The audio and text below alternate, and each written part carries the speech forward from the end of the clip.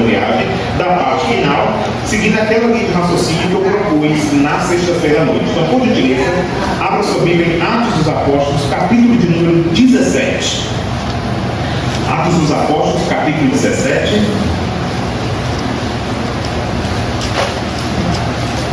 Versículo 16, nós temos então a continuação desta segunda viagem, tendo em vista agora essa fase final da segunda viagem missionária de Paulo. E aqui, a nível de recapitulação, na sexta fizemos as devidas considerações sobre o chamado cristão envolve falar de Cristo e sofrer por Cristo, ou seja, cada crente foi chamado para falar de Cristo às pessoas, mas também, pasmem, assumir um custo, ou seja, o custo do discipulado, que implica até mesmo estar disposto a sofrer por amor a Cristo. Ou seja, e quem sofre por amor a Cristo, eu quero deixar isso claro, não é somente o pastor, não é somente o missionário, não é somente quem está no campo. Qualquer crente que assume o seu papel de vocacionado, de alguém que foi chamado para imitar a Jesus, falar de Cristo, naturalmente ele vai sofrer algum nível de oposição, retaliação, ou você nunca ouviu falar de alguém que, após se alcançar pela graça, frequentar a igreja evangélica, passou a ser perseguido por parentes católicos. Isso é o nível de oposição. Ou alguém que depois que passou a frequentar a igreja sofre agora ao nível de rejeição dos seus amigos pelo simples fato de que agora ele é crente. Isso é sofrer pelo Evangelho.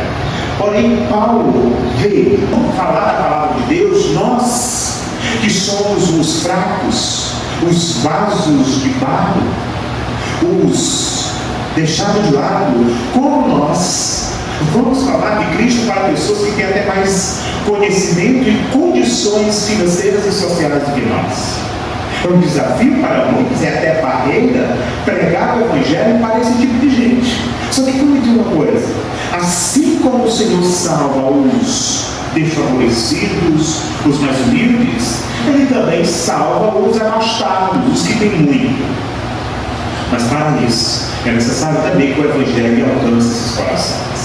E Paulo entende que o Senhor Deus lhe incumbiu de uma missão: pregar o Evangelho para todos, escravos e livres. O homem à margem da sociedade que é criminalizado, ou que é um escravo de alienação como as jovens ricas, ou que é um escravo sexual como as prostitutas dos templos de Corinto, mas também pregar para autoridades como o procônsul Paulo Sérgio, como o Galho, que nós vamos ver hoje. Paulo entende que cabe a ele pregar para aquele que todo mundo diz, isso não tem valor algum, isso não é nada. Mas também pregar para aquele que se coloca no pedestal. Para Paulo é desafiador pregar o Evangelho nesses contextos, mas observe, Deus usa as coisas que não são para confundir aquelas que pensam que são. Vou repetir.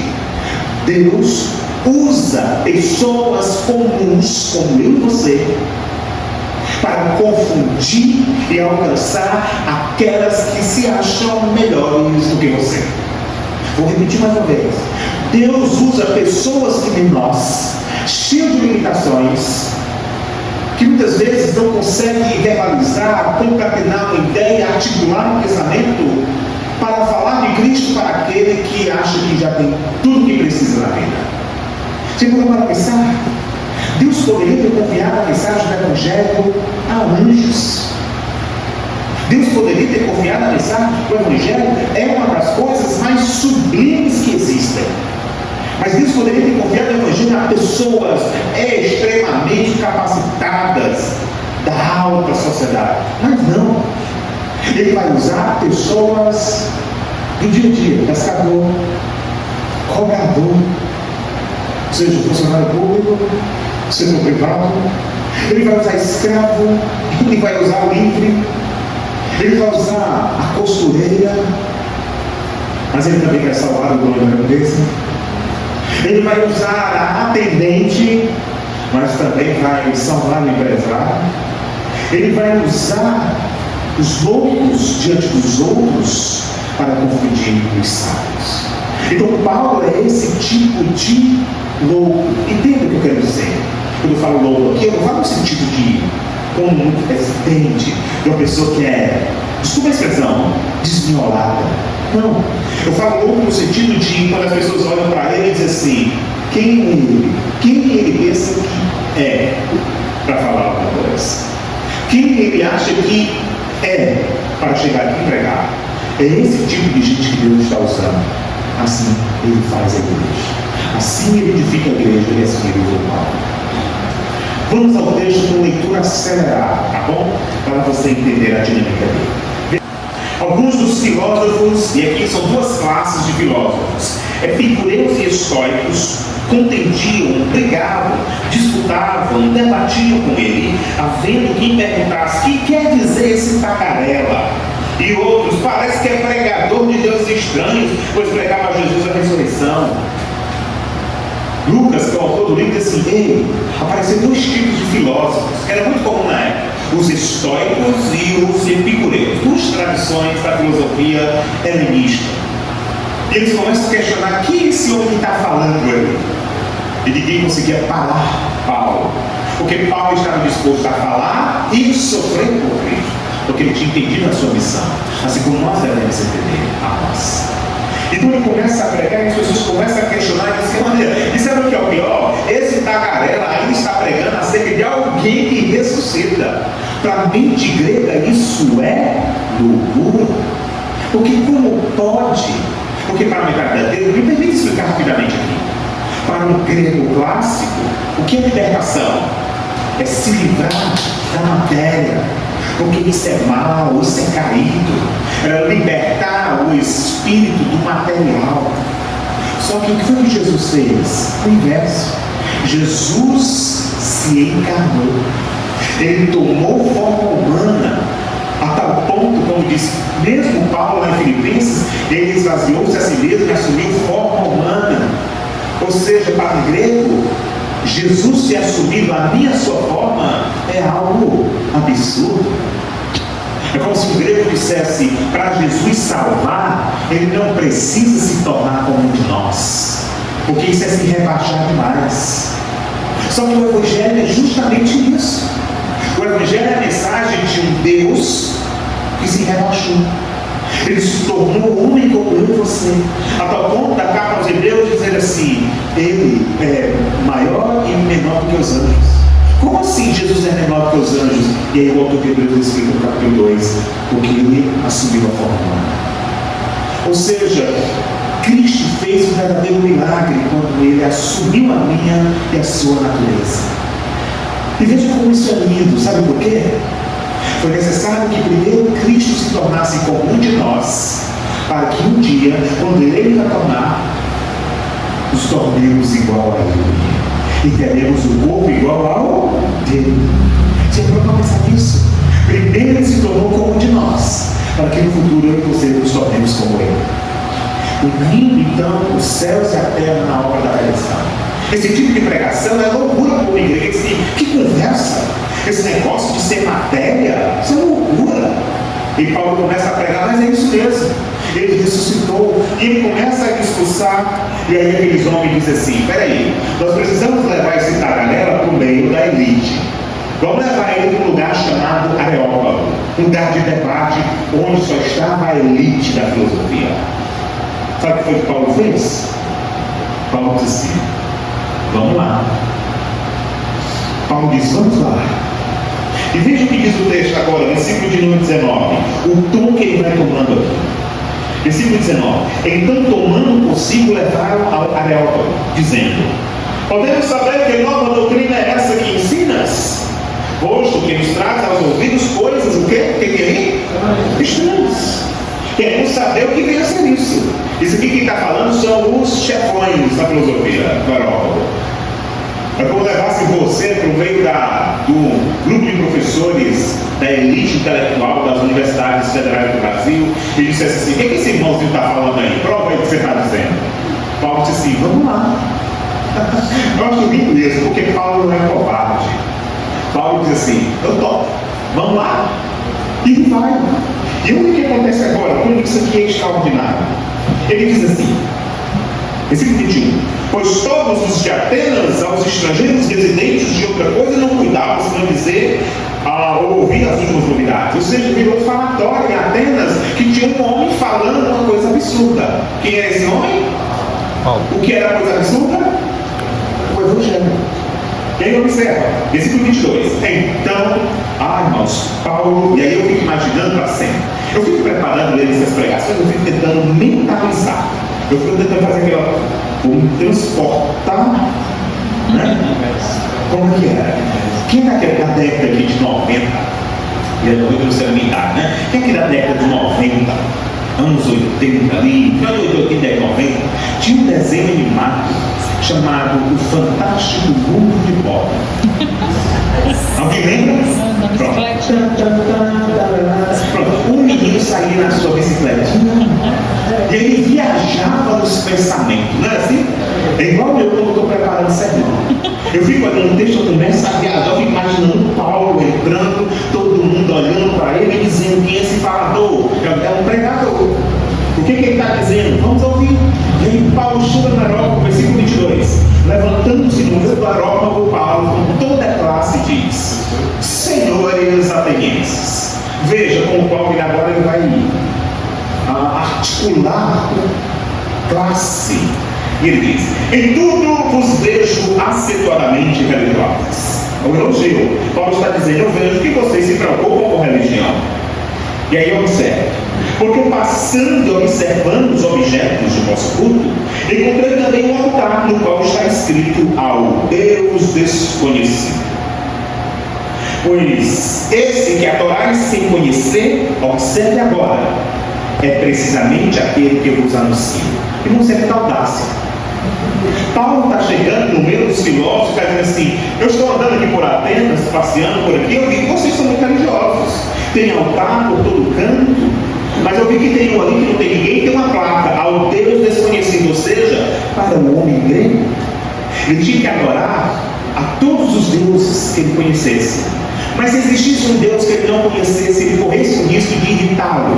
Então ele fazia um lugar para adorar esse Deus que ele não conhecia, para não correr o risco de ser condenado pelo Deus que eles não conhecem.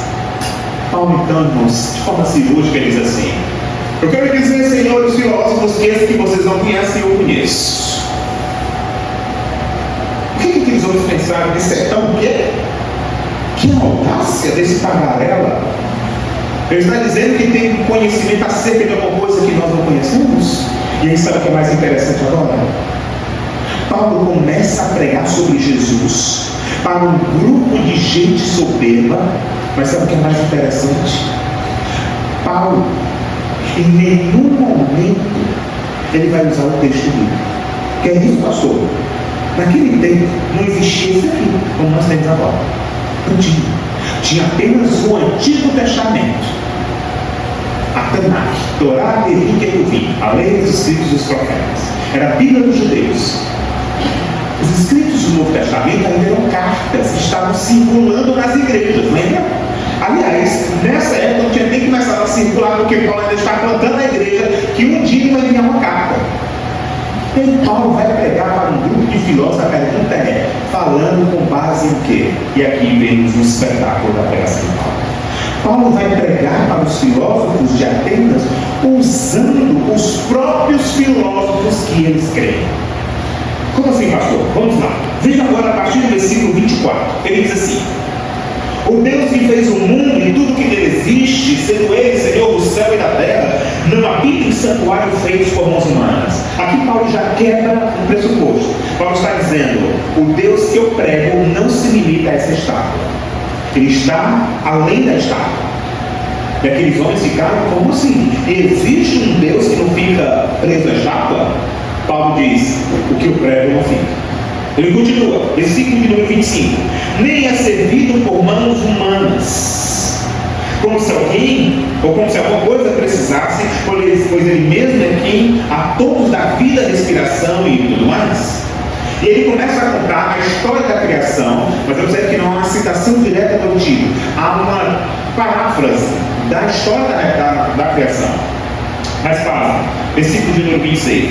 De um só fez toda a raça humana para habitar sobre toda a face da terra, havendo fixado os tempos previamente estabelecidos e os limites da sua habitação. Paulo está dizendo assim: o que eu estou pregando para vocês está além do tempo. Ele não está preso à estátua, mas também não está preso ao tempo.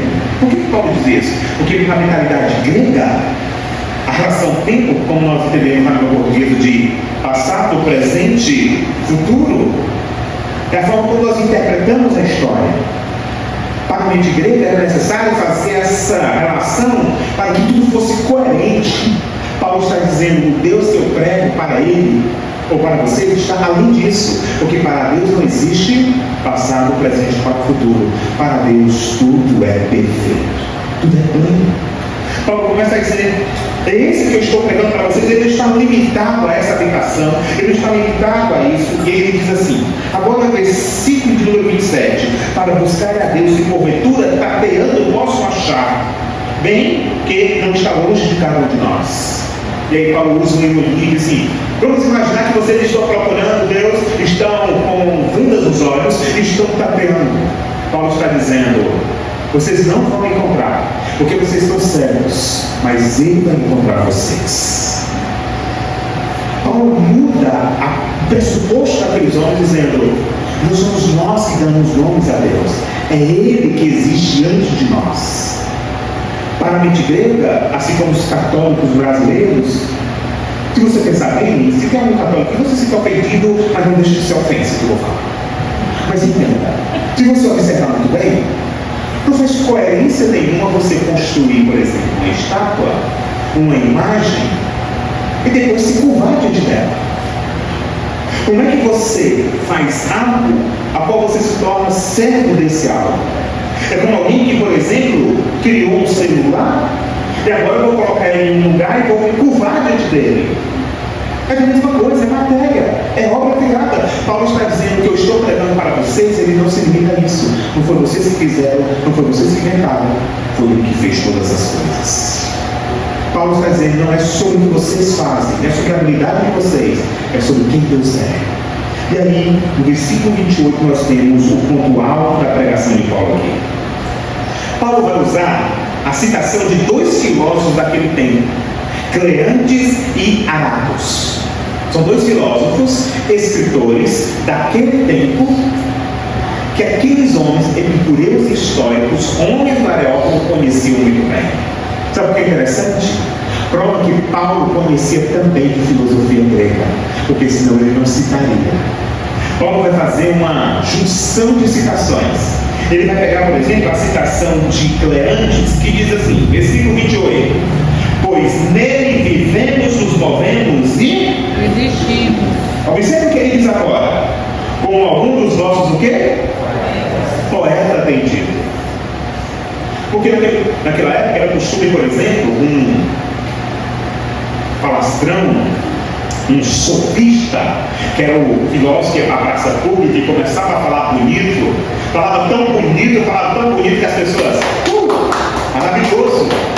E depois da palavra do sofista, ele puxava alguma coisa e começava a recolher o dinheiro, ou algum tipo de bem. Paulo está dizendo: eu não sou um sofista, eu não quero nada de vocês, eu só quero que vocês entendam uma coisa. Vocês dizem, e aqui ele cita, como eu falei, Cleantes, o filósofo Cleantes. Paulo assim: para o filósofo Cleantes, foi Zeus que criou tudo, nele movemos e existimos. Paulo vai dizer: não foi ele, foi o meu Deus, foi o meu Senhor que criou, não foi o de vocês. E aí Paulo continua e diz assim, agora no versículo de número 29, sendo por geração de Deus, não devemos pensar que a divindade é semelhante a ouro, a prata, a pedra, trabalhados pela arte e a imaginação do homem. Agora ele cita Arato, ele está dizendo assim: Arato ensinou para vocês que é ele que faz essa geração. E Paulo está dizendo: o meu Deus criou todas essas gerações. Sabe o que é interessante, irmãos? Aqueles homens olharam para Paulo e pensaram assim: ei, ele não é um ignorante, ele não é um tagarela como a gente está imaginando, ele sabe o que está dizendo, e ele está usando os nossos filósofos para provar que nós estamos errados. Sabe o que é isso, irmãos? Coragem. Paulo tinha essa coragem. Paulo tinha essa preparação, porque Paulo entendia que ele precisava estar capacitado para pregar o Evangelho. Resumindo a história da passagem de Paulo por Atenas, ele discursa, debate com os filósofos. Lembrando que na segunda viagem missionária, nós vemos aqui desde sexta-feira, ele debatia com os judeus e agora debate com o filósofo grego. E aí observe o que acontece agora. Versículo de número 30, ele vai concluir. Ora, não levou Deus em conta os tempos da ignorância. Isso aqui, irmãos, é uma afronta com o grego. Paulo está dizendo, Deus não leva em conta o fato de vocês serem ignorantes. A pergunta é, como é que aqueles homens se viam? Eles se viam como os senhores do conhecimento. Chamá-los de ignorante é uma afronta. Paulo está dizendo, vocês são ignorantes, mas eu quero dizer uma coisa, Deus não leva em conta essa ignorância de vocês. O que Paulo está dizendo é, apesar dessa soberba de vocês, eu conheço Deus que Ele quebra esse coração soberbo e transforma no coração de carne. Sabe o que é interessante? E Paulo também está falando dele mesmo. Quando ele escreve a carta aos Filipenses, ele diz assim, irmãos, sou fariseu, doutor da lei, ou seja, articulado em todas as coisas, mas eu considero agora tudo isso como esterco. É isso mesmo, por amor a Cristo. Paulo está dizendo, eu também já fui arrogante. Atos capítulo 8, versículo 3 diz que ele conspirava com arrogância o sofrimento dos cristãos. E que ironia, o perseguidor se tornou perseguido, o soberbo se tornou humilde, o que se achava se tornou fraco, porque ele entendeu uma coisa: o Evangelho não é sobre as nossas habilidades, o Evangelho é sobre a graça de Deus. Não é sobre o que nós fazemos, é o que Deus faz. Não é sobre o que nós operamos na igreja, é o que Deus opera na igreja. E aí Paulo discursa e pontua, e ele chama esses homens ao arrependimento. Como é que termina a passagem dele? Versículo 32. Quando ouviram falar da ressurreição de mortos, uns escarneceram, outros disseram, a respeito disso te ouviremos noutra ocasião. Teve gente que ficou balançada. E disseram, podemos ouvir depois desse homem. Versículo 33, a essa altura Paulo se retirou do meio deles. E aí, veja o que acontece. 34, houve porém alguns homens que se agregaram a ele e creram. Entre eles estava Dionísio, o Areopagita, uma mulher chamada Dâmaris, e com eles outros mais. Alguém se converteu com o discurso de Paulo. Alguém seguiu a mensagem de Paulo. Nós não temos na Bíblia a carta aos atenienses, assim como também nós não temos carta aos bereanos. Nós temos aos tessalonicenses e temos aos coríntios. Mas isso não quer dizer que Deus não tenha salvado naquele lugar. E perceba, irmãos, uma grande verdade nesse texto, eu quero que você entenda: o Senhor usa aqueles que não são para confundir os que são. Sabe o que é isso? Não deixe de falar do amor de Cristo só porque você acha que você não tem capacidade. Ah, pastor, eu não sei falar, pastor, eu não sei explicar, mas você sabe dar bom testemunho, você sabe servir ao outro, você sabe convidar uma pessoa para vir à igreja. Saiba que não cabe a mim você converter ninguém, o que cabe a nós é dizer: o Evangelho é verdade. A mensagem do Evangelho liberta. Deus usa as coisas que não são. Eu quero bater nessa tecla para você esta noite. Meu querido irmão, essa igreja está de pé porque os fracos de Deus estão sendo fortalecidos com a sua graça. Os vasos de barro estão sendo moldados com a graça, forjados na graça. E é isso que nós precisamos entender. São as oportunidades que Deus coloca diante de nós, e precisamos abraçar e tornar essas oportunidades para tornar Cristo conhecido. O Senhor vai permitir que eu e você tenhamos oportunidades que nem sequer a gente imagina. Deixa eu contar uma história para você antes de falar de Corinto. Eu nunca imaginei, por exemplo, pregar dentro de uma igreja católica. Mas eu preguei. Na cidade que eu pastorei, em Itabagé, tínhamos uma irmã que, infelizmente, ela faleceu. E ela faleceu porque ela soube do falecimento do filho. O filho faleceu, quando ela soube, no mesmo dia, ela faleceu. Com uma tristeza grande. O filho estava afastado do evangelho, envolvido com a criminalidade, infelizmente. E quando ela soube que o filho tinha morrido na rebelião, sob o comendo de uma vizinha, ela morreu na hora. Deixando apenas a filha, uma adolescente. Eu me lembro muito bem que o dilema da garota era: onde vamos fazer o funeral da mamãe? A família bateu o pé e disse: não faz na igreja dos crentes, tem que ser na matriz. Ela chegou e perguntou: pastor, o que a gente faz? Eu não quero. Ela já estava tão angustiada por perder a mãe e o irmão no mesmo dia. Eu disse para ela: não se preocupe, deixa.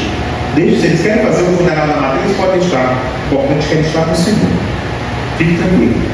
Aí depois ela retornou com contato: não, pastor, vamos fazer um funeral lá na igreja matriz. Vai ser lá na igreja matriz. Mas eu combinei uma coisa com a família: que entrega não é o padre, é o Senhor. Pois estarei lá, pleno domingo, pois eu vou lá. Irmãos, nunca imaginei que eu subiria no altar da igreja católica para pregar com o padre do meu lado. Cheguei lá, tarde com o padre: boa tarde. Boa tarde. O padre toda na batina e eu todo no pé. Fui lá, e aí quando as pessoas estavam ali reunidas ficaram: meu Deus, é o pastor vai falar aqui? Eu sei que em frente à igreja tinha um pouco de mototáxi. Nesse dia eu vi só aqueles coletes amarelos. Eles olhando: não, pastorzinho, vai pegar. Falei da morte e ressurreição de Cristo, da esperança de vida eterna. Nunca imaginei que teria essa oportunidade. E eu disse até para minha esposa em casa: pode ser que seja a única vez em toda a minha vida que eu prego na igreja católica. Mas eu vou lá. O corpo da irmã lá, mas eu vou pregar com o corpo para estar lá.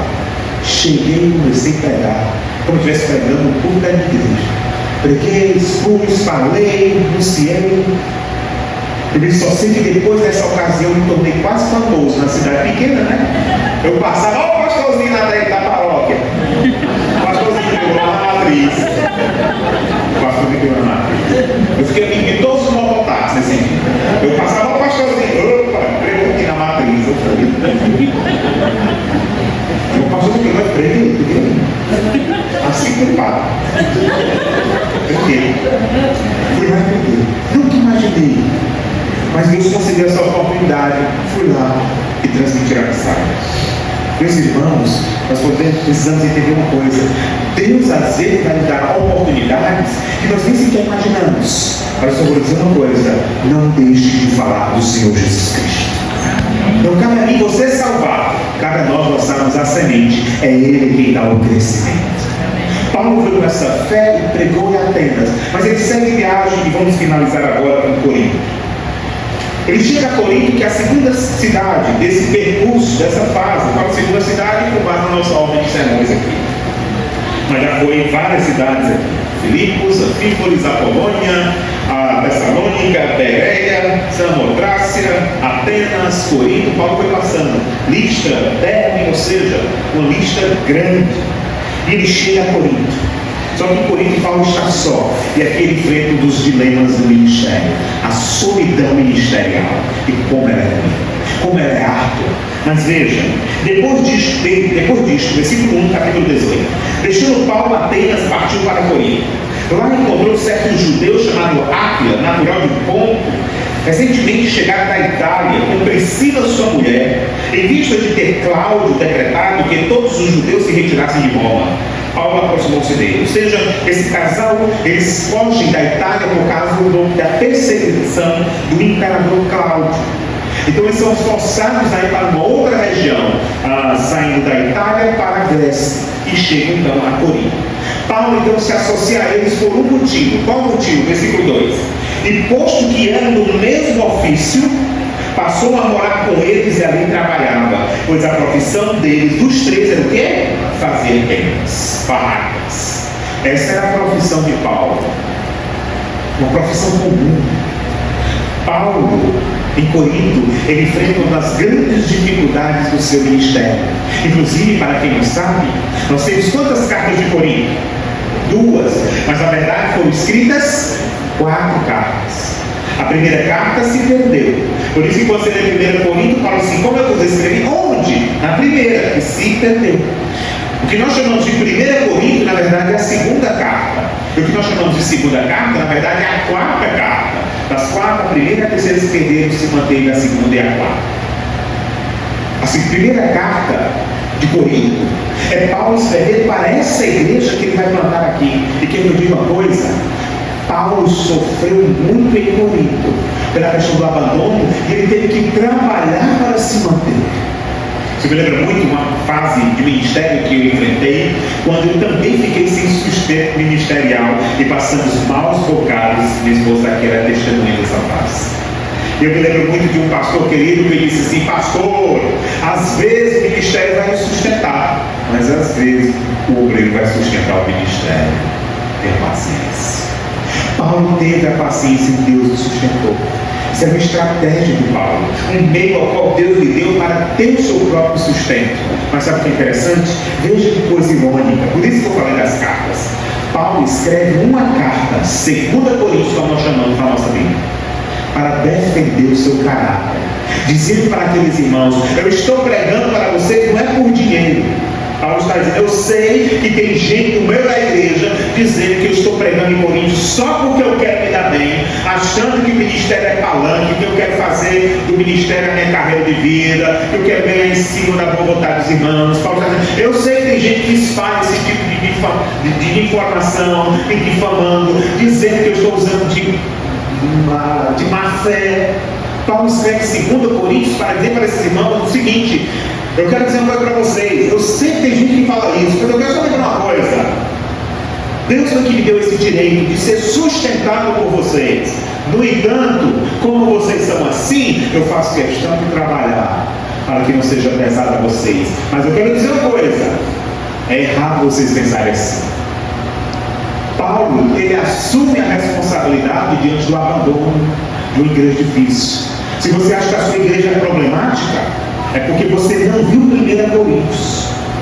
1 Coríntios, irmãos, tem idolatria com o pastor. Eu sou de Cefas, eu sou de Apolo, eu sou do time de Paulo, e o pior, eu sou de Cristo, que dizia que ser mandado por ninguém. Em Corinto, Paulo enfrenta a dificuldade de um jovem que tem um caso com a própria madrasta. E Paulo diz assim: que moralidade há no meio de vocês, e vocês se achando os melhores, os mais santos, os soberbos, e tem esse tipo de esculhambação no meio de vocês, né? Paulo vai dizer assim: que vergonha, entregue isso a Satanás, que é melhor. É em Corinto que Paulo vai enfrentar um dos problemas mais difíceis quanto à liberdade de consciência. Paulo não gosta do fulano de tal. Por quê? Porque ele come na casa do fulano e lá tem carne que foi sacrificada ao ídolo. E aí Paulo tem que contornar a situação, porque tem gente legalista em Corinto. Em Corinto também que Paulo vai enfrentar um problema com mulheres, no sentido de que as profetisas lá fora, elas rapavam a cabeça. E aí quando elas se convertiam, os irmãos diziam: e agora, vai continuar com a cabeça raspada? Porque cabeça raspada é sinônimo de prostituição. E Paulo diz assim: irmã, deixa crescer o cabelo, é tipo um véu. Então quando você passa na rua com seu cabelo grande, alguém vai dizer: essa não é profetisa pagã, é lá dos crentes. E Paulo vai orientar sobre a questão do costume de Corinto. Em Corinto também que Paulo vai falar da ordem do culto. E vai dizer: meus irmãos, na ceia, espelhem uns pelos outros. Sabe por que ele diz isso lá em 1 Coríntios capítulo 11? Porque lá em Corinto, quando era na celebração, assim em Corinto tem como nas nossas igrejas um pedacinho de pão e um cálicezinho de vinho, ou de suco de uva. Não, cada um levava o seu garrafão de vinho e sua carne. Mas sabe o que acontecia? Os irmãos esperavam não quando começar, quando Paulo chegava, estava todo mundo bêbado.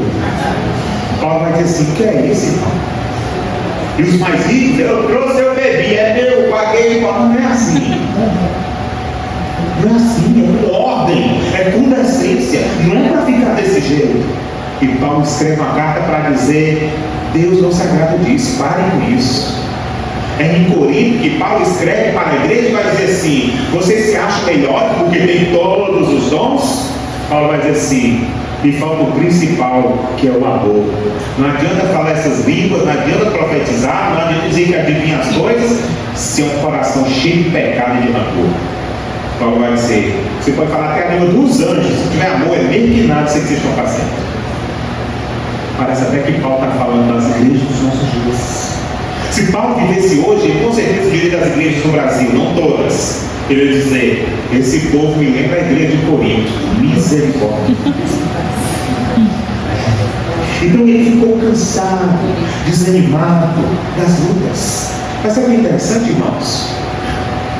Ouça, não é só um pastor, não é só um missionário que enfrenta lutas na sua caminhada cristã. Todo crente enfrenta. Eu e você que estamos aqui somos esses que enfrentamos dia após dia as lutas decorrentes do ministério. Ou você nunca teve problema na sua igreja, ou você nunca enfrentou problema, inclusive dentro dessa igreja. Com certeza. Com certeza, em algum momento você já desanimou, você já ficou balançado diante de tantas aflições que você já enfrentou aqui.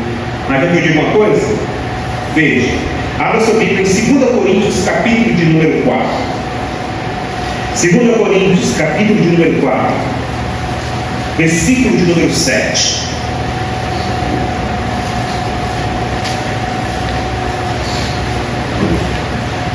2 Coríntios, capítulo 4, versículo de número 7. Ele diz assim: temos, porém, Paulo está aqui já, a última carta dele, tá certo? Nós estamos pregando em Atos, quando tudo começou, e agora, na última carta dele para Corinto. Olha o que ele diz: temos, porém, este tesouro. O que é o tesouro? É isso aqui, ó. O Evangelho. Paulo vai dizer: irmãos, nós temos um tesouro. Sabe qual é? O Evangelho.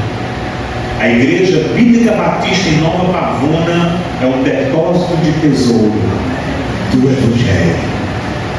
Aqui está a glória da igreja, o Evangelho. Paulo está dizendo: nós temos este tesouro em vasos de barro. Paulo está dizendo: você não é um vaso de cristal, você não é um vaso de muito valor. Paulo vai dizer: você é de barro. Barro quebra fácil. Ele continua: para que a excelência do poder seja de quem? Paulo está dizendo: Coríntios, deixem de ser orgulhosos, porque o Evangelho mostra que a riqueza não é o que nós temos, é quem nós somos em Jesus. E ele continua. Aí observe agora o tom de Paulo, tom pastoral e consciente. Em tudo somos o quê? Atribulados, porém não angustiados, perplexos, porém não desanimamos, ou não desanimados, perseguidos, mas não desamparados, abatidos, mas não destruídos, levando sempre no corpo o quê? A coroa de glória de Jesus? Não. A vitória de Jesus na cruz? Não. O que ele leva, pastor? O morrer de Jesus, para que também a sua vida se manifeste em nosso corpo. Versículo de número 16. Então ele chega a uma conclusão: por isso, não desanimamos. Pelo contrário, mesmo que o nosso homem exterior se corrompa, contudo o nosso homem interior se renova dia após dia. Sabe o que ele está dizendo para a igreja de Corinto? Meus irmãos, desde o começo que eu passei entre vocês, eu sofri. Vocês foram a igreja que me deram muita dor de cabeça. Mas sabe o que é mais interessante? Quando eu pensei em abandonar e sair do meio de vocês, o Senhor disse assim: Paulo, fica, porque ainda tem um povo para salvar no meio deles. E Paulo passou um bom tempo com a igreja de Corinto. A igreja que mais maltratou o apóstolo foi aquela que ele viu a graça de Deus aperfeiçoar a sua vida. Que ironia! Que ironia! Só que Paulo não se desespera, porque ele sabe que quando o crente ele é moído na aprovação, é porque ele está sendo revestido da graça de Deus. Por isso, meu querido irmão, eu quero que você saia dessa conferência ciente de uma coisa: você pode até sofrer, atribulado, angustiado, desamparado, mas não desanime, porque o poder de Deus aperfeiçoa na sua fraqueza. Você está sendo fortalecido à medida que você está sendo moído. Lá em casa, tanto eu quanto a Vanessa servimos na igreja, uma área de ensino. Vanessa ensina muito para as mulheres lá na igreja. E aí, na semana eu estava conversando com a Vanessa, ela se envolveu na programação do Rosa, uma palestra lá nas irmãs. E aí, quando é a semana que ela vai seguir, acontece tanta coisa. Menino fica doente, fica com febre, reação alérgica, uma coisa quebra, o gás falta, um boleto para chegar chega, o carro quebra, enfim, a conta fica bloqueada, tanta coisa acontece. Meu Deus, na semana que eu vou fazer uma coisa na igreja, parece que tudo está errado. Aí eu digo assim para a Vanessa, às vezes brincando: Vanessa, não aceita mais convite não, pelo amor de Deus. Aí ela diz assim: amor, também não aceita não, porque quando eu aceito parece que Deus prova mais. Mas sabe o que é interessante, irmãos? A gente diz isso, mas a gente aceita muito, porque a gente sabe que a gente sai o pó. Mas quer uma coisa? É melhor ser um pó aos faréis na presença de Jesus, na certeza que Ele vai fazer tudo de novo, do que confiar em si mesmo. Paulo diz: meus irmãos, é por isso que eu estou disposto a sofrer por isso, por vocês, igreja de Corinto. Por quê? Por que ele está disposto? Eu quero terminar essa exposição aqui. Versículo 17 e 18. Porque a nossa leve e momentânea, o quê? Você acha que você está passando uma tribulação grande? Pastor, estou, pastor. Deixa eu dizer uma coisa. Ela é pequena. É não, pastor, você não conhece minha vida? Você está falando aí do público, é muito fácil. É não, é pequena. Diante daquilo que Deus tem preparado para mim e para você. Deus está permitindo enfrentarmos essas pequenas tribulações. Para quê? Olha o que diz aqui no versículo 17. Produz para nós eterno peso de glória, acima de toda comparação.